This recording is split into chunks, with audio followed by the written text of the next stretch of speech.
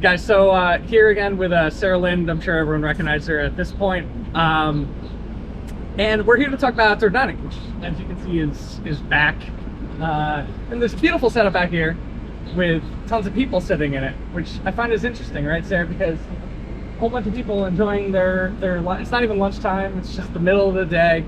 And I bet none of those people have ever gone to a day or to a outdoor dining hearing or to a city council meeting, right? Yeah. Kind of interesting. Yeah, we said that all the time last year, that everybody loves outdoor dining. You see people voting with their wallets and their, mouths and eating and all of these structures, and nobody, except for a few of us, were the in the know people, nobody had any idea that it was even at risk. Like people couldn't imagine that New York City would take this amazingly popular program and destroy it.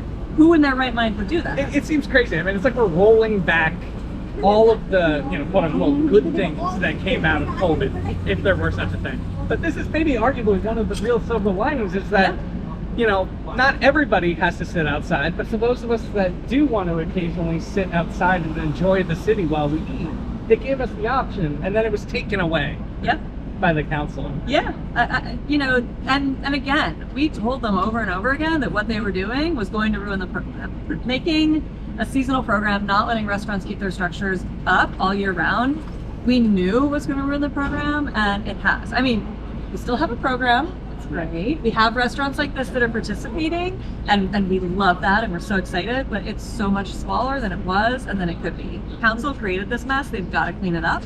And there's some really, obvious things they can do. So obviously make the program year round. Maybe not every restaurant participates in it year round, but restaurants need to have the option to participate year round. Two. So we have two examples behind us actually of restaurant structure.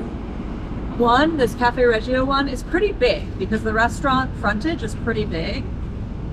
And then the one next to it is kind of small because the restaurant frontage is pretty small. And under the new regulations, restaurants are only allowed to use road space that matches the frontage of their restaurant. And a lot of New York City restaurants have pretty small frontage.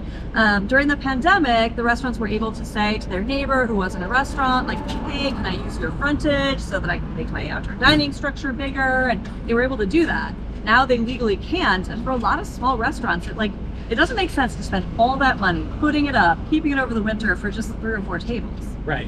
Hopefully we can change it. Yeah.